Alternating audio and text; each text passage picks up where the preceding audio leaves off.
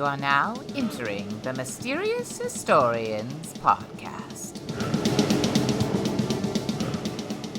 Halloween, an ancient Celtic ritual or a soulless commercial holiday meant to sell candy to kids? Are we lifting the veil between the living and the dead, or between ourselves and juvenile diabetes? Today I sit down with Professor Irina Reveskya to find out. But first, a word from our sponsor, Mounds. No, not the candy bar, silly you, but the pile of earth. Why should hills and mountains have all the fun? Get yourself a mound today. And now, our show. Thank you so much for having me. Thank you for being here. Oh, I'm so excited. We're entering the month of October. And Yes. it ends with a holiday. It sure does. October 31st is the Halloween. Irina, Yes. tell me first, before we get into Halloween, what is your connection to All Hallows Eve?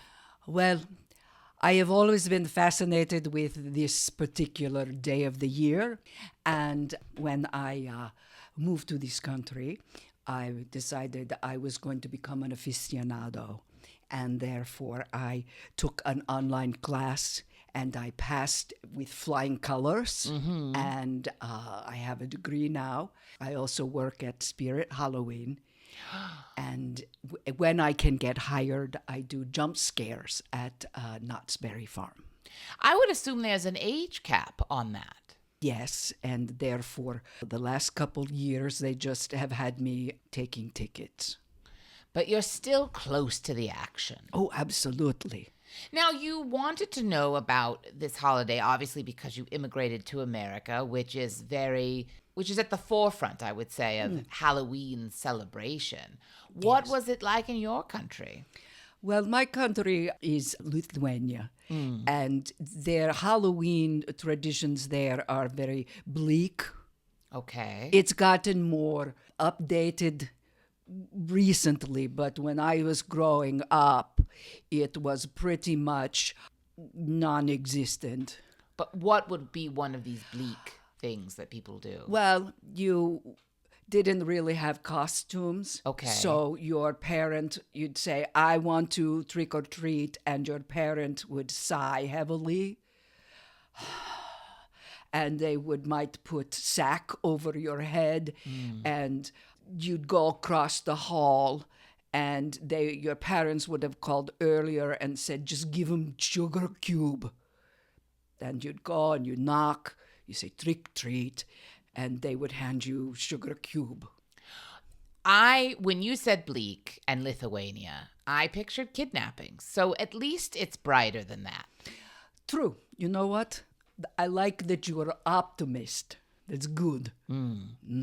So we know your love of Halloween came from immigrating to a country that's obsessed with Halloween. Yes. Let's talk about Halloween. Where did it come from?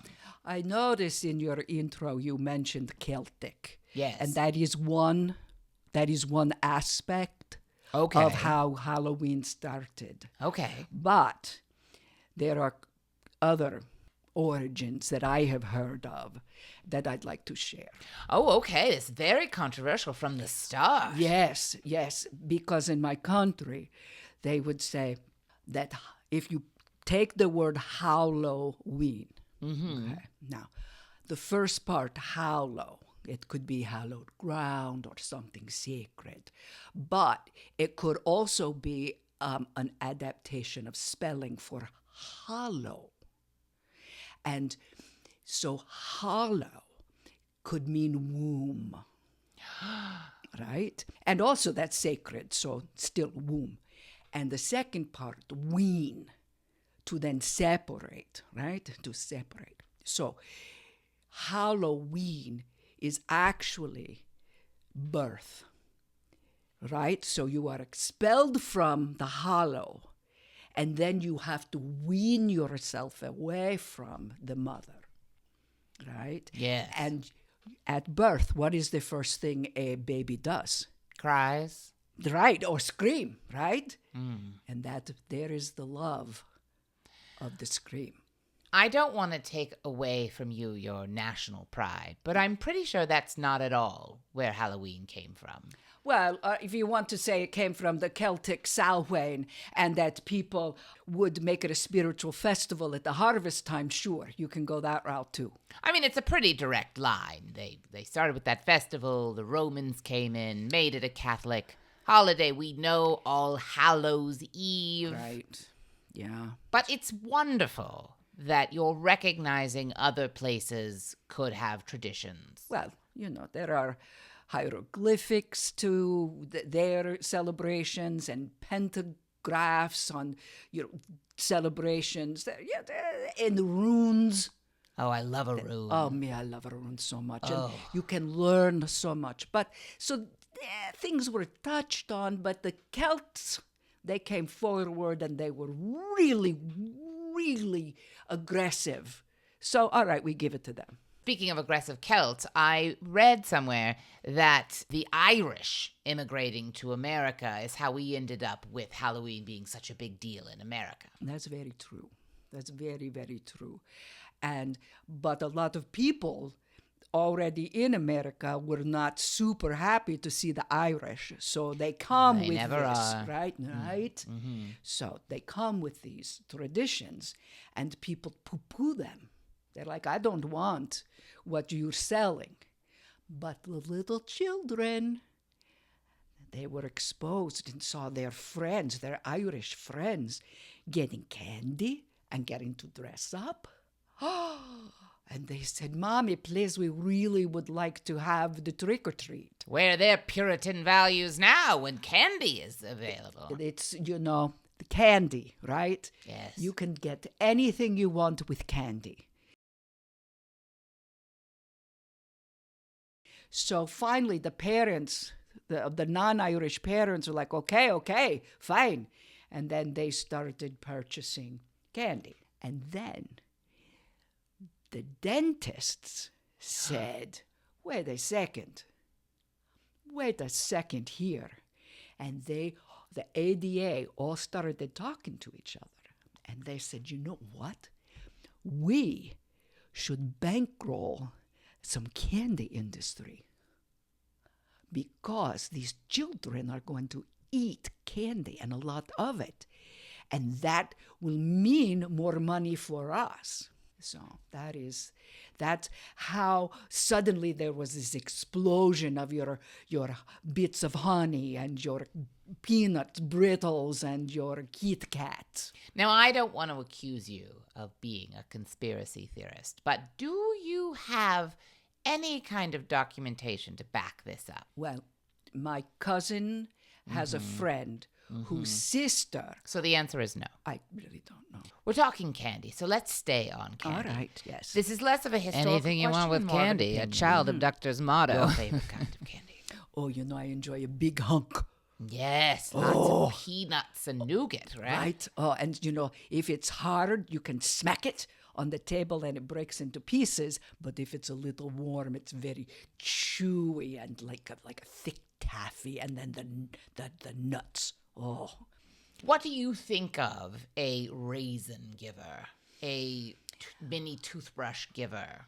Well, the first thing with the raisins, I enjoy a raisin, and this was a long time ago, I gave out the raisinettes, and I would say within, 15, 20 minutes, my house was egged and teepeed, and people were yelling in the street at me, and I said to myself, I don't think the raisinette went over well. No. So that went off the docket. No more raisinette. And then I moved on I did jujubes for a while.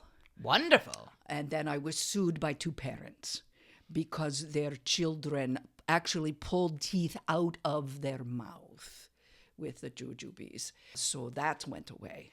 So now I basically do the Mars variety pack that I Yes. get from Target.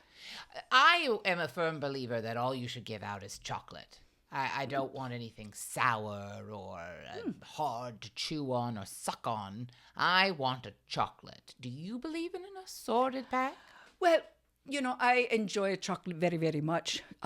Sometimes I want a little bit of caramel or something, so maybe a milk dud.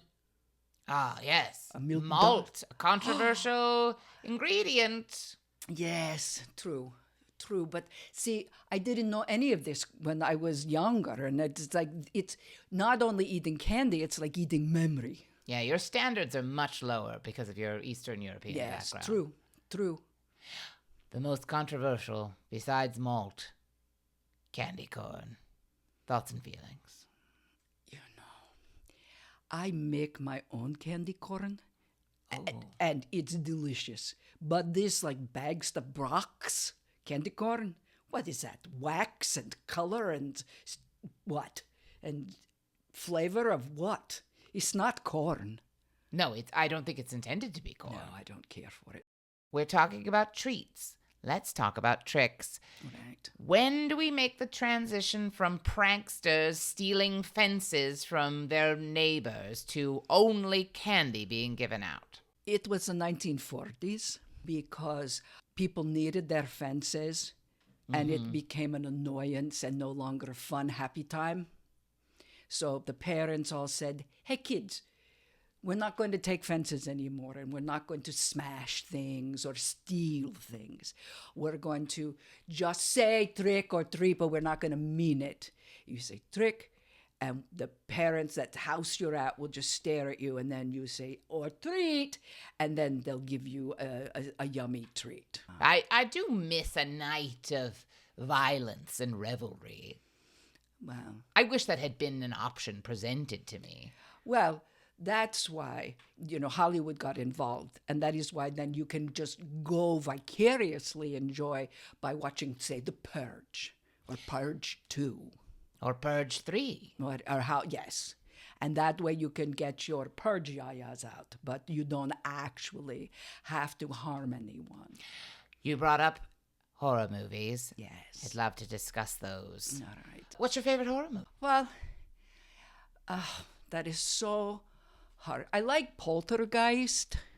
I find that really fun and, minimal scary.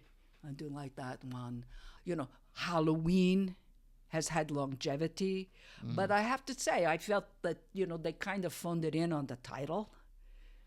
Well, it was set during Halloween, and surprisingly, no other horror movie had been called Halloween yet. Right, so they got in on the ground floor with that one, but it was like, oh, come on. What I don't care for is Saw. Or Saw 2. Torture porn. Right, because to me, that is not scary. That is just gratuitous. So I would watch all of the Halloweens and all of the Friday the 13th before I would ever, go see a Saw. What to you is the greatest horror? I'm going to go classic. Okay. I'm going to say Frankenstein or Frankenstein. That's what I'm going to say. Because it really was something that people had read about, but then to see it on the screen and to see the monster come to life, and it was so scary. He threw that girl in that lake, and Yes, she he did. drowned instantly. It was so sad. And he doesn't like fire, so we see where his vulnerability lies. Mm-hmm. So that was when I said, wait a minute, this could be something that I would enjoy. Murdering small girls or Halloween? Well, Halloween. And, I had to say to myself, my mother, I was very upset. And she said, she's just an actress. That little girl didn't really die. And I was like, oh, so this isn't documentary. This didn't really happen. And she said, oh, what? You're not smart. Well, you were a child. Well, yes, I was. What is the origin of the myth of poison or razor blades being in candy? All right. This is, okay, are you ready? It's a sensitive subject. I am prepared. All right. The witch or the hag who gave out the poison candy and all of that, right? That was the first documentation of body shaming. Because people didn't care for women who were not attractive. And so they cast them in their minds, but also in ephemera, that they were evil. And so to extrapolate from that, there's like, what would an evil woman do? And it's like, she'd poison children. And if she didn't have poison, so like, let's say the woman 2 houses down from you is a seamstress, not attractive, but she would have needles or something sharp. To be like, oh, she's going to put a needle in an apple. There's nothing in newspapers or anything that's what these women did. But tell 2 people, and 2 people tell 4 people, and suddenly it's about poisoning apples. And then Disney gets hold of it, right? And says, we're going to make the Wicked Witch not attractive, and she's going to poison Snow White. And then the whole thing exploded. Wow.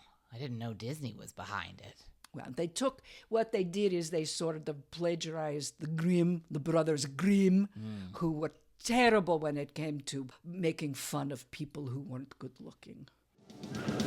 Do your kids keep asking for a pool? But the maintenance and upkeep, oh my. Get a mound instead. The kids can stand on it or behind it.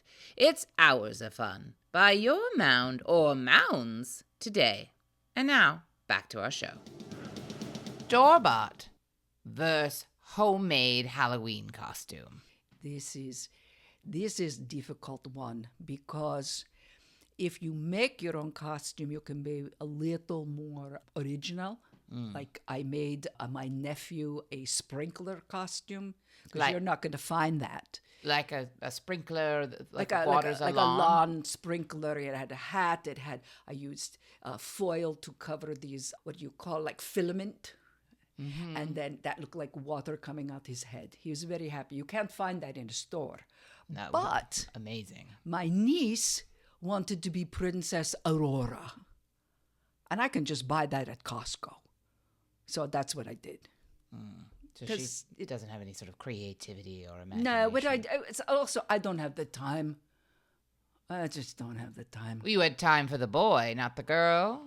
Well, truly, I just covered some filament with tin foil. I'm just saying, not everyone has filament lying around. Understood. Now, following that train of thought, the sexy costume. All right. Now, you know how they say there's a thin line between love and hate, right? There is a thin line between scary and sexy, right? Okay. Think it through. It's really, really, to me, it's clear as day. Do you find cleavage terrifying? No, but I find if it's in the wrong place, if I go to the doctor, right? And my nurse practitioner comes in and she wants to talk to me about something, I don't want to see cleavage. Oh, okay. I thought you meant like cleavage just in a different part of someone's body. Oh, no. Which would also be terrifying. Well, I guess so, yes. I mean, yes, there are different ways in different places for cleavage. If we've had plumbers, we know what we're talking about. But then, you think that these people say, I don't necessarily want to go scare someone, because that sounds like I'm repelling them. But I want to draw them closer, so I could be sexy nurse or sexy plumber, sexy parachutist. You know what I'm saying. So people were like, oh, wait, I have an option. I actually saw this child came, like say like, I don't know, 12. And they were a moderately sexy Jason Voorhees. A 12-year-old? Yes, and I had a strong talk with the parents. I said, you know what? Pick a lane. This is a scare. This doesn't need to, you don't have to try with the shorts and the thing. Just don't. Maybe they were hot. I mean, temperature-wise, not... I see what you're saying. I thought, no, I did not find them attractive. But, that's where I draw the line. I say, if you're going to go sexy, go at least 18, and preferably 21, because it just, your brain's not fully developed. You don't know what you're asking. It's because these costumes were worn to hide our identities for our tricks, hide us from being followed home by the ghosts of our ancestors, to scare away the evil demons who might try to possess us or trick us or haunt us.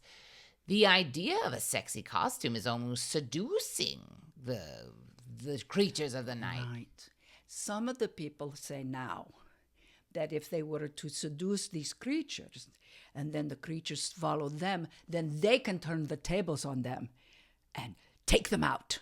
They can tie them up, or they can scare them once they turn the tables, and then the scares get scared.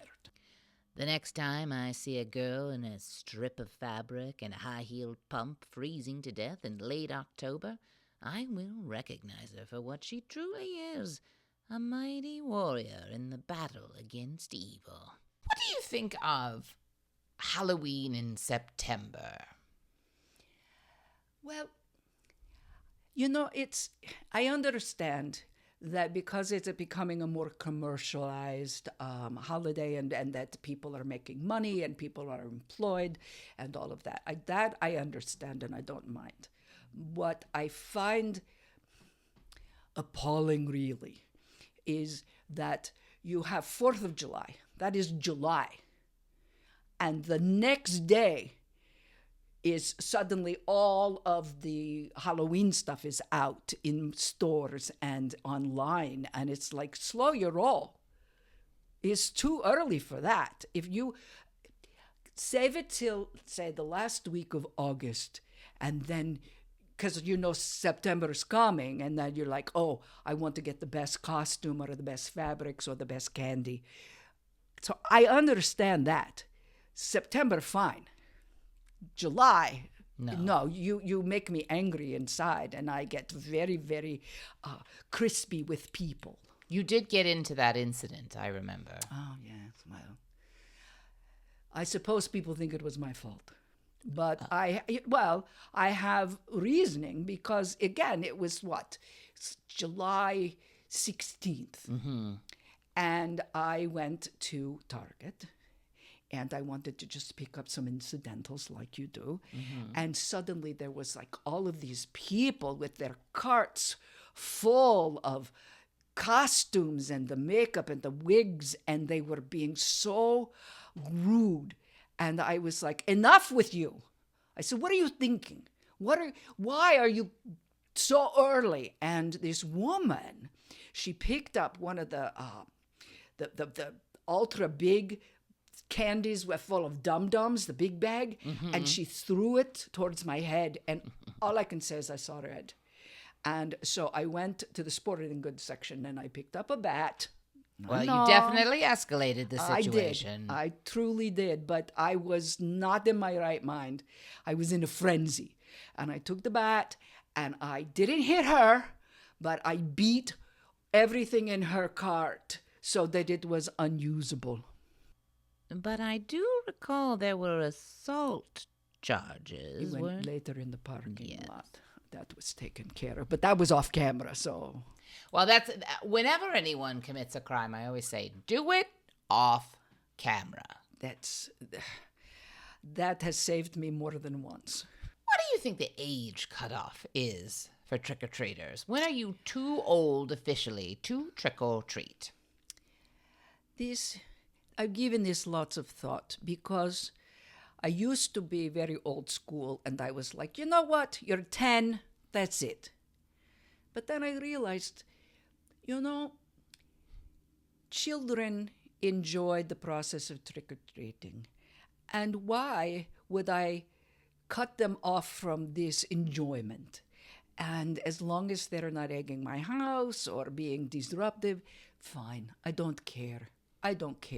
You, however age, I've been giving candy out. I give candy to parents as well. I want people to be happy. And if this makes them happy, it's fine. At least, however, make an effort. If you come to my door and you're just dressed in your street clothes, at least maybe turn your baseball cap around and say, look at me, I'm a bagger at the grocery store, or something. Make an Classic effort. costume. Yeah. Yes, it's much better that they would be getting candy from you than impregnating each other. Thank you. Thank you so much. And some places, and I find this very funny because, wait till you hear, that in some places they don't trick or treat, they trunk or treat. And that is, parents will get together in a big parking lot and they will decorate the insides of their car trunks. And they put candy in there. And then the children go from trunk to trunk and trunk or treat, all in one confined area. I despise that. I'm I just believe saying. all trick-or-treating should be done going up to doors, risking your life and your safety, knocking on a stranger's door to take candy from a stranger. All right. We have so little of that in our world now. That's true. No one answers the door at all with all the Ring cameras. This is the only time neighbors truly interact. That's true. With each other's children. Yes. I agree with you. I do. That's true. Halloween parties. Classics like bobbing for apples, carving pumpkins. First of all, I love the bobbing for apples. I'm very good at that. I enjoy that. I like carving pumpkins, but you have to be very careful so you don't harm anyone because you're giving someone something sharp. And that takes diligence on the host. But what I do like also is, and I'm really good at this, is you take pretzel sticks and you dip them in the white chocolate. You warm up white chocolate, then you put this pretzel stick in and you bring it out. And then you can use food coloring to paint it green and make it a monster finger, or you leave it white and it's a skeleton finger. I mean, you could do every finger in the world of fingers. If you did it red, devil finger. If it's blue, it could be a Smurf finger. Purple, the dinosaur finger. What was his name? Barney finger. Orange. Jack-o'-lantern finger. Oh, you've gone too far, madam. It's just, you'd have so many digits. Oh, to eat a finger. Yeah, I like that. What is the most popular costume at Spirit Halloween? Dice. People were dressed as dice, or they just purchased dice? No, they dressed as, we had these big dice that you could get into, and it was great for couples. Couple costumes, like, look at us, we're a pair of dice. Oh, snake eyes. Or, and that was very, very popular. This year, Care Bears. Are you predicting? Well, we opened, we opened 3 days ago, and already Care Bears is like blowing out. You told me once I could give you any year, and you could tell me what was the most popular costume of that year. Yes, that's true. 1975. Barbie roller skate. 1982. Pat Benatar. 89. Chef Boyardee. Halloween in other countries. It's not as big in the non-Celtic countries, but I've heard in Japan they now have a thing of dressing up very normal for Halloween. Yes. And what's weird about in Japan is that they do a role reversal. So they dress up like normal. They go to the house and the people open the door, and the people who come to the house give the homeowner candy. So it goes backwards. So you say, here, have some mochi. Leave it to the Japanese. Right? Professor Irina Reveskya, Yes. Thank you so much for being here. Before we go, tell everyone where they can find you. I can be found in Fullerton. I mean online. Online, yes. I can be found at Learning Annex Adjacent. .edu. Then I can be found on the TikTok. Oh. At Halloween Aficionado, just as it sounds. And that's where you can find me on the TikTok. And to you, dear listener, I hope this Halloween you dress up as something creative. Be a sexy parachuter. Be a terrifying grocery bagger. Or invent your own thing. You have a personality. Use it. Until next time, happy Halloween. Peggy, thanks so much for being here. My pleasure. Thank you guys so much for listening. My special guest today is Peggy Etra. Peggy, tell everybody where they can find you. You can actually find me at Peggerpoo, Peggerpoo, the number 2, on Instagram. Also at paint, PIANT pic, PIC, Paint the Pic on Instagram. That's a photo collaboration I do. And you can find me at Peggy Etra Entertainment on Facebook. Was there a Pegger one? No, there was just me who couldn't figure out how to get her account up many years ago. Feels like they should let you redo it so you don't will. have to have a 2 in there. Yeah. There's someone out there who's going to be Peggerpoo 1. And I will hunt them down. For those of you who want more of the Mysterious Historian, she's on YouTube, Mysterious Historian 666. She's on TikTok at the.mysterious.historian. And and if you are in Los Angeles on October 29th at Dynasty Typewriter, Hutch of Horrors is playing. It's a scary sketch show written and directed by me. So do that instead of going to some dumb Halloween party. I'll be there. Yeah. Thanks so much. Goodbye.